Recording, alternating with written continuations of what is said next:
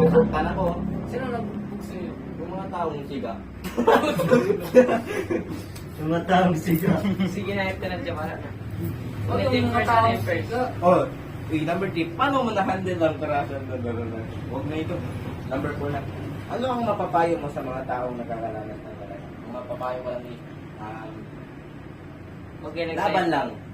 Laban lang.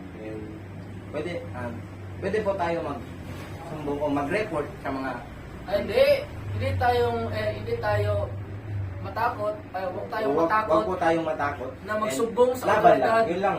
Hindi, na magsumbong sa otoridad. At laban lang.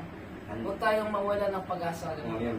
Diba? Picture dyan, picture pa siya nangyari. Iwan.